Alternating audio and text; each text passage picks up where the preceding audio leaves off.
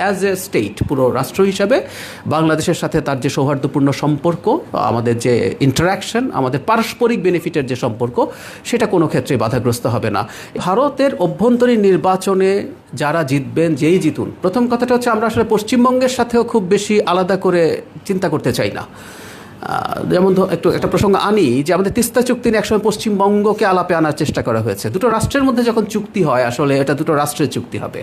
So ভারতের অভ্যন্তরীণ রাজ্যগুলোর মধ্যে জনগণ যাদেরকে নির্বাচিত করবে, হ্যাঁ, আমরা যেহেতু আমাদের একদম নেইবারিং এবং আমাদের সবচেয়ে লম্বা সীমান্ত এই রাজ্যের সাথে আমাদের এই সম্পর্ক, ইন্টারাকশন এটা কন্টিনিউ করবে।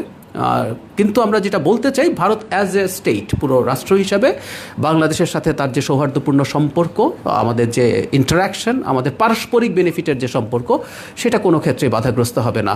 এটা নিয়ে আসলে হয়তো প্রশ্নটা এই কারণে আসে যে পশ্চিমবঙ্গের নির্বাচনে বাংলাদেশ একটা ফ্যাক্টর হয়েছে, বাংলাদেশকে নিয়ে নানান বক্তব্য দিয়েছে। আমি ব্যক্তিগতভাবে মনে করি এগুলো সব এক ধরনের পলিটিক্যাল রেটরিক। সরকার গঠিত হওয়ার পর আমাদের সাথে সুন্দর সহযোগিতার সম্পর্কই থাকবে।